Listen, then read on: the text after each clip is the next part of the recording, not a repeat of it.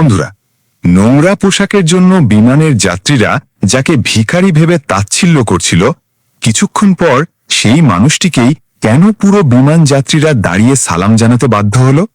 কে ছিল সেই রহস্যময় ব্যক্তি, আর সেদিন আসলে কি ঘটেছিল? চলুন গল্পের শুরুটা জানি। দিল্লি থেকে মুম্বাইগামী সকালের একটি ফ্লাইট, বোর্ডিং শেষের পথে। যাত্রীদের কোলাহলে পুরো কেবিন যেন গম গম করছিল।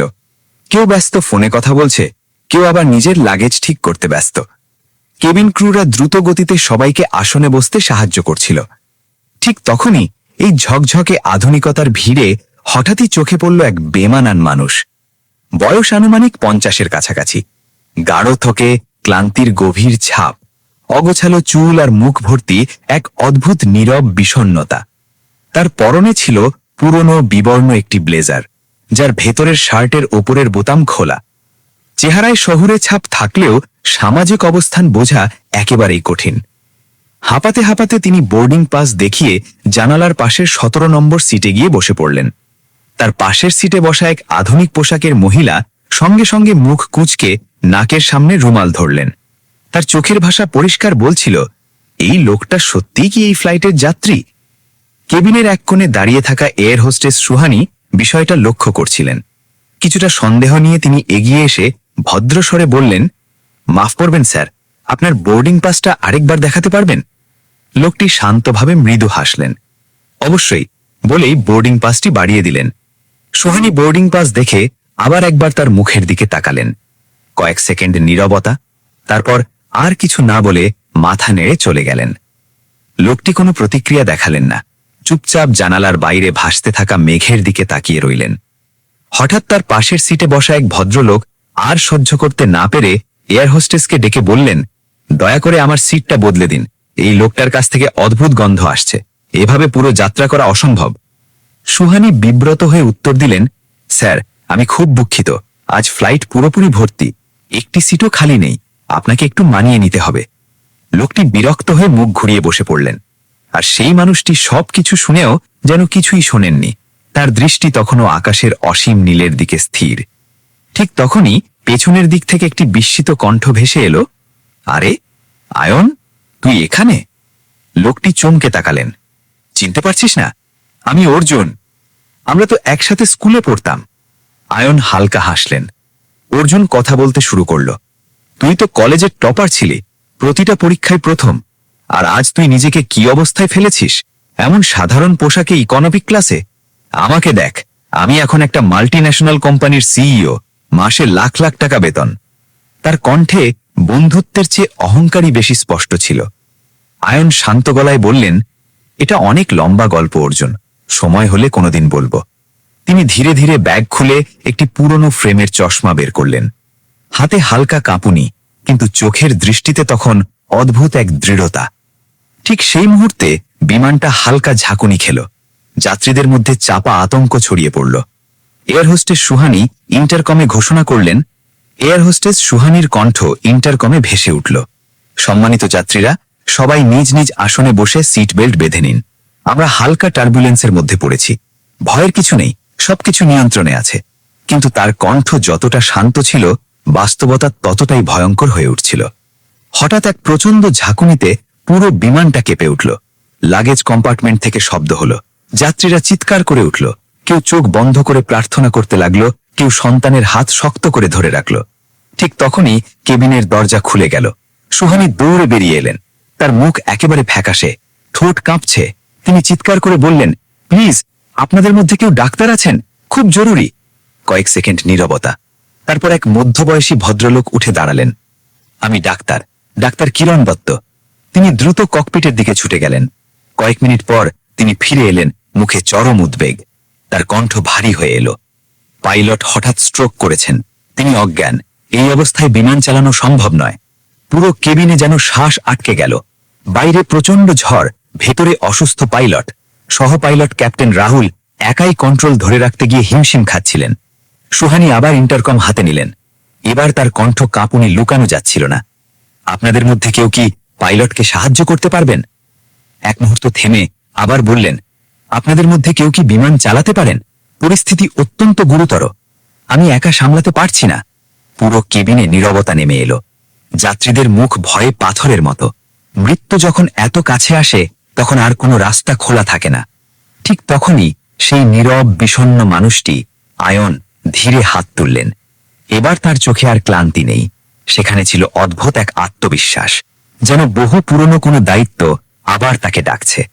পাশের সিট থেকে অর্জুন প্রায় চিৎকার করে উঠল, আয়ন, তুই এসব কি করছিস? তুই কি পাগল হয়ে গেছিস? আয়ন ধীরে উঠে দাঁড়ালেন, শান্ত গলায় বললেন, ভয় পেও না, যদি অনুমতি দাও আমি চেষ্টা করতে পারি। সোহানী অবাক হয়ে তার দিকে তাকালেন। আপনি কি পাইলট? আয়ন এক মুহূর্ত চুপ করে রইলেন, তারপর বললেন, একসময় ছিলাম। পুরো কেবিনে শোরগোল পড়ে গেল। এয়ার হোস্টেসরা দ্রুত তাকে ককপিটের দিকে নিয়ে গেলেন। আর যাত্রীরা তখনও জানত না, যাকে কিছুক্ষণ আগেও ভিখারি ভেবে অবহেলা করেছিল, সেই মানুষটি এখন তাদের সবার জীবনের শেষ আশার আলো। পাইলট তখন অচেতন, বাইরে ভয়ানক ঝড়। সহ পাইলট ক্যাপ্টেন রাহুল একাই কন্ট্রোল ধরে রাখতে গিয়ে হিমশিম খাচ্ছিলেন। এয়ার হোস্টেস সুহানি আবার ইন্টারকম হাতে নিলেন। এবার তার কণ্ঠ কাঁপুনি লুকানো যাচ্ছিল না। আপনাদের মধ্যে কেউ কি পাইলটকে সাহায্য করতে পারবেন? এক মুহূর্ত থেমে আবার বললেন, আপনাদের মধ্যে কেউ কি বিমান চালাতে পারেন? পরিস্থিতি অত্যন্ত গুরুতর, আমি একা সামলাতে পারছি না। পুরো কেবিনে নীরবতা নেমে এলো। যাত্রীদের মুখ ভয়ে পাথরের মতো। মৃত্যু যখন এত কাছে আসে তখন আর কোনো রাস্তা খোলা থাকে না। ঠিক তখনই আয়ন উঠে দাঁড়ালেন। এবার তার চলার ভঙ্গি বদলে গেছে। ক্লান্তি নেই, দ্বিধা নেই, প্রতিটি পদক্ষেপে ফুটে উঠছিল অদম্য আত্মবিশ্বাস। তিনি সোজা ককপিটে ঢুকলেন, কন্ট্রোল প্যানেলের দিকে একবার তাকালেন, তারপর হেডসেট পরে শান্ত গলায় বললেন, দিল্লি কন্ট্রোল, আমি ক্যাপ্টেন আয়ন মেহরা ওরফে ভিকি। আমাদের পাইলট অসুস্থ, জরুরি অবতরণের অনুমতি চাই। এই নাম শোনা মাত্রই সহ পাইলট ক্যাপ্টেন রাহুলের চোখ বিস্ময়ে বড় হয়ে গেল। ক্যাপ্টেন ভিকি, এই নাম বিমান চলাচলের জগতে এক জীবন্ত লিগন্ধ। 22 বছর আগে এক ভয়ঙ্কর ঝড়ের রাতে তিনি একাই 312 জন যাত্রী সহ একটি বিমান নিরাপদে অবতরণ করিয়েছিলেন।